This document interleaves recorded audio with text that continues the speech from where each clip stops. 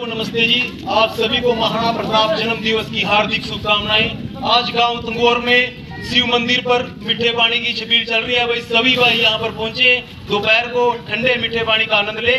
उसके बाद शाम को 5 बजे यहीं पर मंदिर के पास ही एक बहुत ही बड़ा प्रोग्राम है, कार्यक्रम है महाराणा प्रताप के जन्म दिवस के अवसर पर। आप सभी भाइयों से निवेदन है, गांव के व आसपास के सभी गांव के भाई यहाँ पर ज्यादा से ज्यादा पहुंचे और महाराणा प्रताप जी का जन्म दिवस धूमधाम से मनाएं। सभी को नमस्ते, जय हिंद, जय भारत। महाराणा प्रताप अमर रहे, महाराणा प्रताप अमर रहे, महाराणा प्रताप अमर रहे।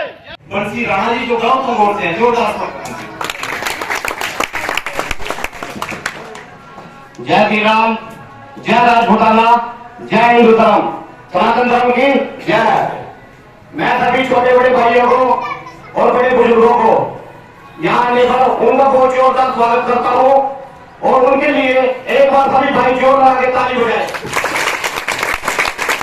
और आए हुए मान्यगण आदिवासी क्षत्रिय महासभा के राष्ट्रीय अध्यक्ष महेंद्र सिंह कंवर और डॉक्टर यशपाल सिंह कंवर जो छात्र युवक संघ के अध्यक्ष है, मैं उनका भी स्वागत करता हूँ। यहाँ पर पहुंचने के लिए उन्होंने एक कीर्ति करना हमारे लिए निकाला है और मैं अपने सभी बड़े बुजुर्गों को बहुत ज्यादा सम्मान देता हूँ कि वो मेरी एक आवाज पर यहाँ पर आए और मेरे गांव के सभी क्षत्रिय बिरादरी के मेरे भाई यहाँ पर मेरे लिए एकत्रित हुए हैं। मैं सबका हार्दिक स्वागत करता हूँ तहे दिल से। और आज एक ऐसा दिन है जिसको सभी याद करते हैं और महाराणा प्रताप सब के लिए पूजनीय है। तो मैं सभी भाइयों का हार्दिक अभिनंदन करता हूँ और तहे दिल से स्वागत करता हूँ। जय श्री राम, जय राजपूताना। बहुत धन्यवाद बंसी राणा जी। कार्यक्रम को आगे बढ़ाते हुए जैसे आज हमने अभी बताया, पहले भी बताया, उन्होंने बंसी राणा जी ने बताया, आज एक बहुत ही विशेष दिन है और मैं सभी साथियों से निवेदन करूंगा थोड़ा मंच की तरफ ध्यान केंद्रित करें। जो भी हमारे अतिथिगण आए हैं बड़े अच्छे से महाराणा प्रताप जी के जीवन के बारे में बता रहे हैं, हमारे जो आज का जो माहौल है उसके बारे में बता रहे हैं, किस तरह से आज की व्यवस्था है इसको सुधार किया जा सकता है। मैं आमंत्रित करता हूं मंच पर महेंद्र सिंह कंवर जी जुटाना से हमारे जोरदार ताली से।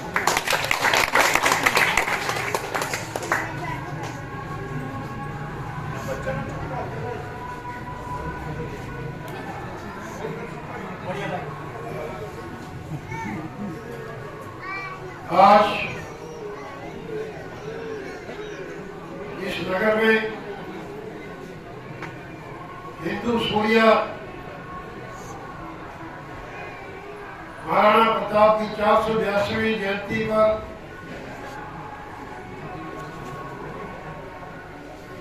हमारे बीच में बहुत ही त्यागी, तपस्वी,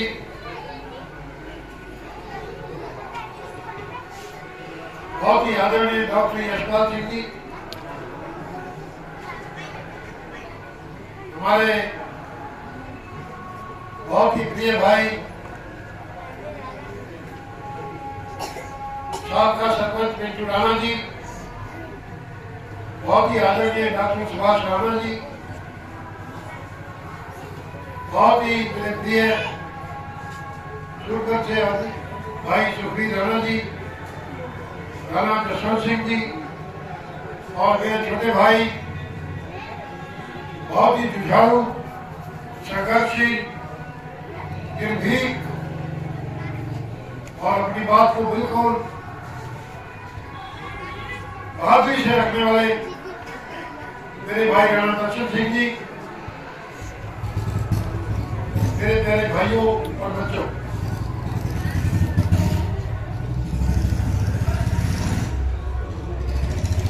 बिना मेरी बात सुनोगे तो थोड़ा सा आपके रक्षण के काम है।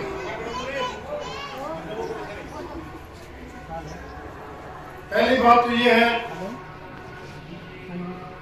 जो कौम, जो आदमी, जो व्यक्ति अपने बुजुर्गों के, अपने समाज के या अपने इतिहास को याद नहीं रखता, वो परिवार, वो व्यक्ति, वो कौम खत्म हो जाएगा। आज महाराणा जय महाराणा के नारे गूंज रहे हैं। अगर बात करूं मैं आज की राजनीति की, जैसे अभी वकील साहब भी बात कर रहे थे कि मंचों पे राजनीति नहीं होनी चाहिए। समस्या यही है हमारी कि हमें राजनीति की परिभाषा ही नहीं पता। अगर हम महाराणा प्रताप का जीवन उठाएं तो हम राजनीति को भी सीख जाएंगे। क्या थी राजनीति? सबको साथ लेकर चलना, वो थी राजनीति। सबका विकास, राष्ट्र के साथ चलना, भीड़ों का सहयोग था, सभी का सहयोग था, भाईचारा दूर था, लेकिन प्रजा के बीच में रहते थे, जंगल में रह रहे थे, घास की रोटियां खा रहे थे, कोई सुख नहीं था। वो थी असली राजनीति, राष्ट्र के लिए लड़ना। तो क्या कारण था सबका? आप सभी सुनते भी हैं, सिर्फ मुद्दा मेवाड़ का था। क्यों था मुद्दा मेवाड़ का? आखिर बात क्या थी मेवाड़ में? साथियों, मेवाड़ का मुद्दा क्यों था? अकबर का जब भारत में अच्छे शासन चल रहा था, लेकिन जो एक समस्या आई थी वो कहां से? मेवाड़ से। क्योंकि मेवाड़ पर एक शेर का शासन था, वो शेर थे महाराणा प्रताप, वीर शिरोमणि महाराणा प्रताप। लेकिन जो मानने को तैयार ही नहीं थे। अकबर ने कितने सारे पत्र लिखे, 8 से 10 बार मंत्री भेजे, पत्र लिख लिख के अकबर ने, और क्या क्या हर तरह का लालच दिया, प्रलोभन दिया, लेकिन महाराणा प्रताप नहीं देंगे। एक बार तो अकबर ने यहां तक कह दिया कि आधा भारत महाराणा प्रताप के नाम किया, सिर्फ मेवाड़ दे दे। महाराणा प्रताप बोले, किस गलतफहमी में है तू? मेवाड़ की तरफ आंख उठाकर भी देखी तो आंखें निकाल दी जाएंगी। अकबर ने किस तरह के प्रलोभन के बाद भी जब महाराणा प्रताप नहीं माना, तो अकबर बहुत शातिर था। उसने भी क्या किया, फिर एक पत्र लिखा और महाराणा प्रताप को बोला कि चल हम मित्र बन जाते हैं, मित्रता तो स्वीकार कर। महाराणा प्रताप बोले कि दुश्मन की मित्रता कैसी मित्रता, गुलामी स्वीकार कभी मंजूर नहीं। तो अकबर ने एक पत्र लिखा, उसमें क्या बोला अकबर कि ऐसा करते हैं, कोई कष्ट में नहीं होगा, अकेले होंगे बिल्कुल, वहां पे मित्रता स्वीकार कर, गले मिल। महाराणा ने वो भी अस्वीकार कर दिया। उसके बाद अकबर ने एक पत्र लिखा और उसमें लिखा इस्लाम, और बोला अपने मंत्री को कि महाराणा प्रताप को बोल इसका ई काट दे, इस्लाम रह जाएगा। महाराणा प्रताप क्रोधित हुए और उसको समझाया गलतफहमी में ना रहो किसी में भी, मेवाड़ किसी भी तरह से मेवाड़ की तरफ देखने की जरूरत नहीं है। तो ऐसे थे महाराणा प्रताप। युद्ध स्वीकार किया, हल्दी घाटी का युद्ध किताबों में पढ़ते हैं, अभी भी हम मंच से बता रहे थे हल्दी घाटी का युद्ध। ऐसा क्या था उस युद्ध में? युद्ध तो न जाने कितने देश में हुए, कितने राजा महाराजाओं के बीच में हुए, तो हल्दी घाटी का युद्ध ऐसा क्या विशेष था? सभी युवाओं से निवेदन, बिल्कुल ध्यान से सुनेंगे जो अभी से चलने वाला है। हल्दी घाटी का युद्ध एक ऐसा युद्ध था साथियों, उस समय कोई गोलियां नहीं चलती थी कि एक बंदूक से आप सबको मार दें। तलवारों से युद्ध होता था, भालों से युद्ध होता था, या वैसी लड़ाई होती थी। और महाराणा प्रताप की सेना कितनी थी? सिर्फ 15,000 की सेना। और अकबर की सेना कितनी थी? 80,000 की सेना। साथियों, आप अंदाजा लगा सकते हैं, एक तरफ 15,000 की सेना और दूसरी तरफ 80,000 की सेना। और महाराणा प्रताप युद्ध के लिए बिल्कुल तैयार। चांस था, मौका था, ऑफर था, आधा भारत लेकर गुलामी स्वीकार करके ऐशो आराम में जिंदगी जी सकते थे। आज का युवा 20 से 30,000 की आप नौकरी दो, सारी उम्र आपकी गुलामी करने को तैयार है वो। लेकिन महाराणा प्रताप ने आधे भारत का ऑफर ठुकरा दिया और युद्ध करने को तैयार हुआ उस वक्त जब सेना भी महज 15,000 की थी और अकबर की सेना 80,000 की थी। युद्ध हुआ, बहुत भयंकर युद्ध हुआ। और वो योद्धा कैसा था? उस योद्धा का अगर मैं मापदंड आपको बताऊं, 7.5 फुट की हाइट, लंबाई 7 फुट 6 इंच की लगभग, और भाला 80 किलो का भाला जो उनके साथ रहता था, उठाकर उसको चलते थे युद्ध में। तलवार 10 किलो की तलवार और 75 किलो का कवच और 10-10 किलो के जूते, 1 क्विंटल 80 किलो के लगभग, इतना वजन वो साथ लेकर युद्ध के मैदान में उतरते तो दुश्मन की क्या हिम्मत होती, आप भी सोचिएगा। अकबर का एक सेनापति था, सेनापति का नाम था बिलावल खान। और अकबर का वो सेनापति कैसा था साथियों? वो भी बहुत ही हट्टा कट्टा, बहुत ही लंबा और इतना ताकतवर होगा, आप अंदाजा इस बात से लगा लिए। इतिहासकार लिखते हैं जब वो अकबर का सेनापति मांस खाता तो 15 से 20 किलो मांस एक समय लिखा जाता था, एक सुराही मदिरा की पी जाता था। आप देखो कितना खूंखार होगा। लेकिन जब उसको पता चला कि महाराणा प्रताप की सेना से युद्ध है, और उसने महाराणा पहले युद्ध में क्या होता था, जो दुश्मन है उसका बैकग्राउंड चेक होता था कि दुश्मन कितना पावरफुल है। जब उसने महाराणा प्रताप के बारे में पढ़ा, युद्ध तो वहीं पे वो हार गया था। उसने देखा कि महाराणा प्रताप का जिससे भी युद्ध हुआ कोई छोड़ा ही नहीं, बीच में से काट दिया। हार उसने वही मान ली थी एक तरह से। लेकिन अकबर का आदेश था, जाना पड़ता। युद्ध में महाराणा प्रताप से मरने से उसने देखा यहाँ पे अकबर फिर मारेगा अगर नहीं गया। युद्ध में आमना सामना होता है दोनों घोड़े पर, इधर से महाराणा प्रताप, इधर से अकबर का सेनापति बिलावल खान।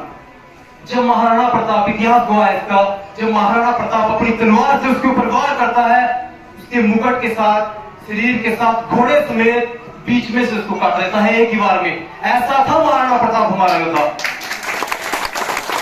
साथियों, इसके बाद अभी मैंने कुछ पक्तियों के माध्यम से भी बताया था उनके जो चेतक के बारे में। मैं बताता हूं, जब युद्ध बहुत ही भयंकर चला हुआ था, स्थिति बहुत ही खतरनाक हो चुकी थी, सेना कम थी, लेकिन सीने में दम था महाराणा प्रताप के और उसकी सेना में। सीने में इतना दम था कि हार मानने को तैयार ही नहीं थे, साथी बिछड़ रहे थे, युद्ध चला हुआ था। झालावाड़ जो महाराणा प्रताप के साथ थे, उन्होंने स्थितियों को समझा और उन्होंने महाराणा प्रताप को समझाया, अगर आप जीवित रहेंगे तभी ये युद्ध चल पाएगा और तभी मेवाड़ पर हमारा राज्य है जो वो हम स्थापित ऐसे ही रख पाएंगे। उन्होंने महाराणा प्रताप का मुकुट वहां पे पहना, मिट्टी उड़ाई और महाराणा प्रताप को समझाया कि आप थोड़ा साइड में यहाँ से हो, स्थितियों को हम संभालते हैं। चेतक को तलवार ने चेतक की टांग को काट दिया था। स्थिति कितनी भयंकर होगी, भयंकर युद्ध छिड़ा हुआ, घोड़ा जो चेतक था उसकी टांग कटी हुई, लेकिन चेतक हवा से बातें करता हुआ महाराणा प्रताप को लेकर वहां से जब निकलता है तो 28 फुट का एक गड्ढा, नाड़ा नहर लिखा गया इतिहास में, उसको चेतक जब जंप करता है, चेतक की छाती फट जाती है और जंप कर देता है, महाराणा प्रताप को बचा लेता है। और वहां पर स्थिति क्या होती है, महाराणा प्रताप चेतक को अपनी गोद में उसका मुख रख के वहां पर बैठा होता है और आंखों में उसकी आंसू होते हैं। पीछे से शक्ति सिंह वहां पहुंच जाता है।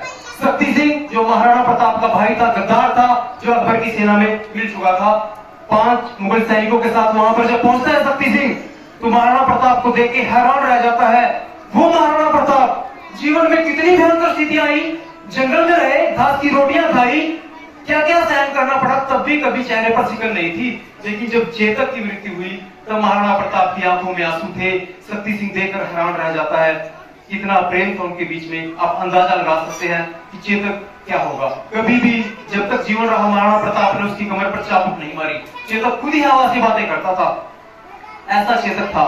उसके साथ एक और जो नाम इतिहास में है, राम प्रसाद। राम प्रसाद महाराणा प्रताप का एक बहुत ही ईमानदार हाथी था। शायद कुछ युवा साथियों ने इसके बारे में नहीं पढ़ा होगा, तो मैं बताता हूँ कितना ईमानदार, शायद आपकी भी आंखों में पानी आ जाए जब मैं उसके बारे में बताऊं।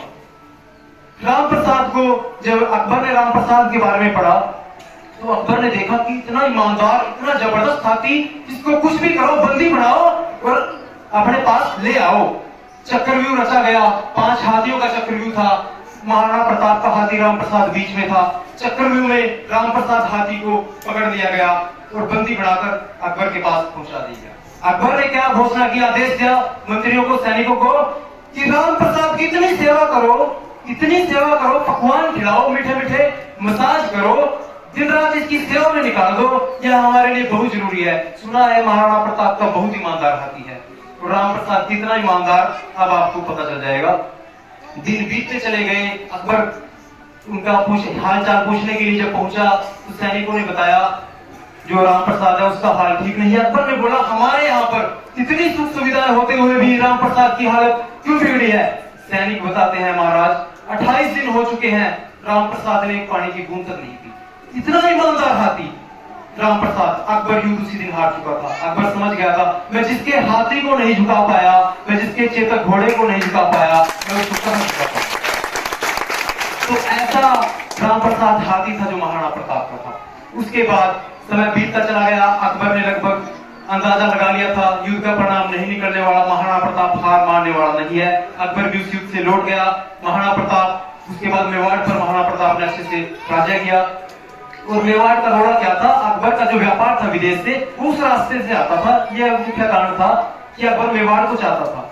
लेकिन कुछ समय के बाद एक शिकार के दौरान जब भी महाराणा प्रताप को थोड़े समय के बाद जब महाराणा प्रताप का देहांत हुआ तो अकबर भी फूट फूट कर रोया। और अकबर भी लिखता है कि अकेला महाराणा प्रताप मेरे जीवन में एक ऐसा मेरा प्रतिद्वंदी था, मेरा दुश्मन था, जो भी था, कि जिसकी मौत का मुझे बहुत दुख हुआ और मैं चाहता कि उसकी मौत नहीं होनी चाहिए। महाराणा प्रताप के बारे में अकबर ऐसा लिखता है। और वही अकबर एक दिन क्या भी लिखता है, वो लिखता है जब युद्ध का समय था कि महाराणा प्रताप मेरे सपने में आता है और मुझे डराता है, मुझे रातों की नींद नहीं आती। तो ऐसे थे हमारे महाराणा प्रताप। तो मैं युवाओं से निवेदन करूंगा, अब मंच का मैं ख्याल करते हुए, समय का ख्याल रखते हुए, क्या हम महाराणा प्रताप के जीवन से सीखे? गुलामी कभी स्वीकार हम नहीं करेंगे, जो मर्जी हो जाए।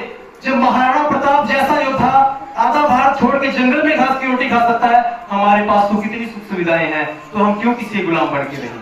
हमें गुलामी स्वीकार बिल्कुल भी मंजूर नहीं। राजनीति करेंगे तो कैसी करेंगे, जैसी महाराणा प्रताप की थी। सबको साथ लेके चलेंगे, राष्ट्र के विकास के लिए जान लगा देंगे, देश के लिए खुद को समर्पित कर देंगे, जिस तरह महाराणा प्रताप थे। हमारे लिए पहले हमारा गांव, हमारा शहर, हमारा जिला, हमारा स्टेट, हमारा राष्ट्र, हमारा देश सबसे पहले हमारे लिए होना चाहिए। उसके बाद सारी सुख सुविधाएं, जीवन यही रह जाएगा, धन दौलत आपकी यही रह जाएगी, सभी सुख सुविधाएं यही रह जाएंगी। अगर आज हम महाराणा प्रताप को जंगल में रहने के बाद भी याद कर रहे हैं तो उनके त्याग के कारण याद कर रहे हैं। तो साथियों, त्याग ऐसा होना चाहिए। ऐसो राम का जीवन कोई जीवन नहीं होता, वो कुछ ही दिनों का मेहमान होता है। अकबर को आज हम कितना महान बताते हैं, कुछ भी नहीं, महाराणा प्रताप को महान बताते हैं, लेकिन सुख सुविधाएं अकबर के पास ज्यादा थी। तो हमें यह सीख लेनी चाहिए। इसके बाद हमें सीख क्या लेनी चाहिए, हमें विशेष सीख लेनी चाहिए महाराणा प्रताप के जो जीवन से, कि दुश्मन कितना भी ताकतवर हो, कैसा भी हो दुश्मन, लेकिन जहां स्वाभिमान की बात आए पीछे कभी ना हटो, कभी भी पीछे नहीं हटना। महाराणा प्रताप का एक चरित्र भी बड़ा जबरदस्त था, चरित्र की हमें सीख लेनी चाहिए। राजा महाराजाओं के चरित्र आपको पता है कैसे होते थे।